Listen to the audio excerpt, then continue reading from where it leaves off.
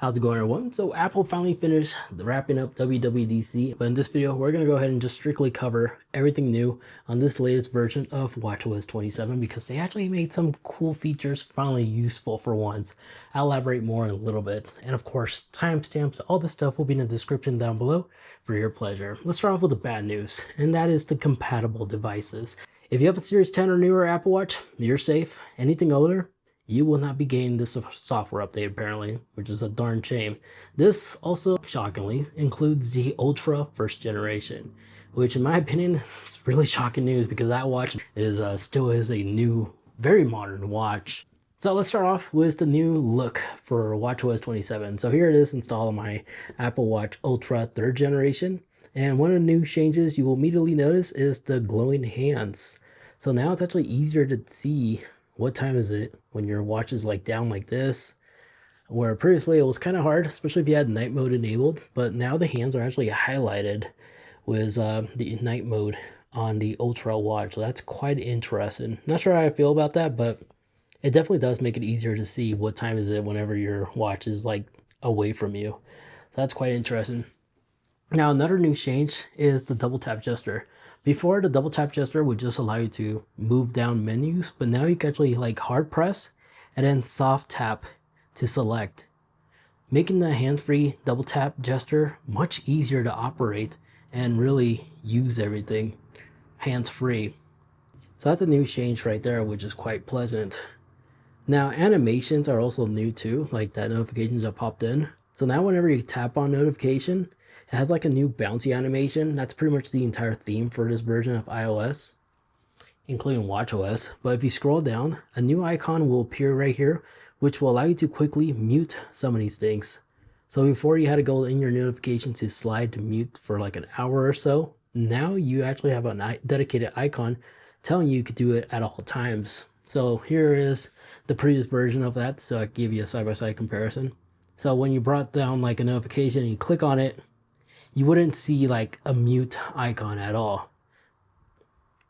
You will have to slide, tap these dots, and then you have the ability to mute. But it's hard to tell what that little dot will do unless you know, type of thing. But now it's actually directly highlighted right here at all times.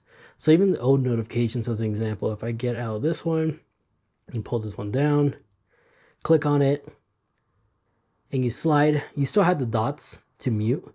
But now you can actually select it and then go down and you'll see the mute right there. So they just made it more obvious to for users to know exactly how to mute it in case they're all novice users, not pros like yourself. Now the app array. So whenever you tap your digital crown to take it to the app menu, now it will only show your most recent open apps, as you see right here. So basically we just keep tabs of your most recent apps and it will just override as soon as you continue pressing it. It's kind of cool. But you can always tap this to go back to the grid view, or you can go into the list view. And since we're at the list view, some of your app icons has also been updated. One of the most noticeable ones is the Apple Maps. If you go down to the Apple Maps section right here, where are you? Did I really pass you? No way. No way, I did pass it. Oh man, give me a sec. Here we are, the apps. It has a new liquid glass design on Apple Maps, and I'm pretty sure more and more first party and second and third party apps will then start adapting this new glass design. But in terms of apps with new UI looks, nothing has really changed here, but you can demo the depth now, which is kind of cool. Back then you didn't have the ability to demo it. So that's kind of cool where if you're not a real hardcore scuba diver, you could simulate the depth right here and actually visualize and view this amazing animation. I'm pretty sure Apple spent a pretty penny to animate. So that's new. Other new changes is the Smart Stack. The Smart Stack is smarter and enhanced than previously, but one of the new cool noticeable changes is the Find My, because whenever you launch the Find My app, hopefully I don't have to censor anything, but on locations, you have a new UI look where you can see the person's location from here if they allow you to. And if you tap the little person icon over here, you can quickly switch from people, devices, and items. Before, the person app, the people app, and the Find My devices were separated. Now they're all together. Additionally, if you bring out your iPhone, you will see a new splash screen which will give you more power to adjust your flexible location, as well as the redesign. Try not to give out too much information from people I'm sharing location with, but the UI is also improved. But if you're sharing a location and you tap a person, you could hide your location with the person and they will not be notified. That's a new feature now, so you can actually hide your location if you want to and won't send a notification to the other person letting them know that you did that. Not sure how I feel about that, but that's a new tool Apple decided to integrate. More privacy, I guess, that's the benefit. But I'm sure if that person tries to locate your location and they see you hit it, you may get a phone call.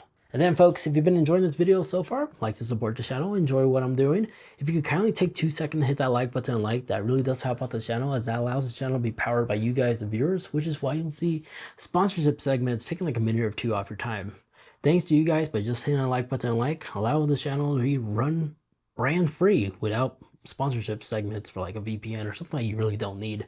So thank you so much for those that took the time on just hitting that like button and like, really does help out the channel. Let's carry on. Now for the Apple Watch Ultra, if you long hold on the action button, the animation is still the same, but you will notice they added some more actions that got integrated for the action button.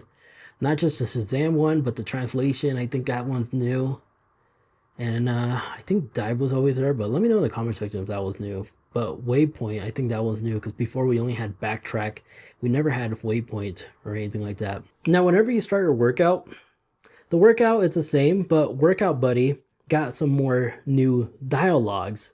So now it can congratulate you or let you know that you're doing a great job, or encourage you during your workout if it knows you're struggling or you completed some activities.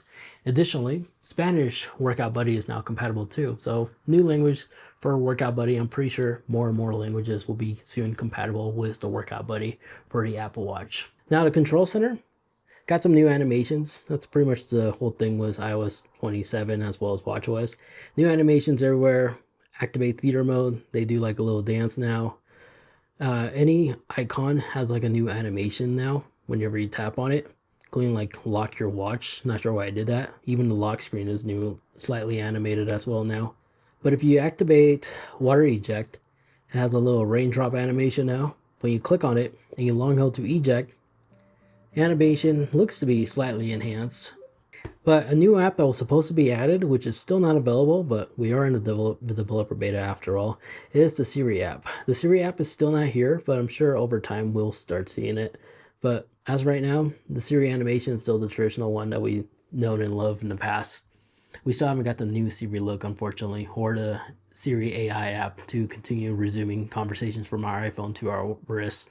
And then in terms of new wallpapers, there really isn't any. Don't expect new wallpapers in this beta version.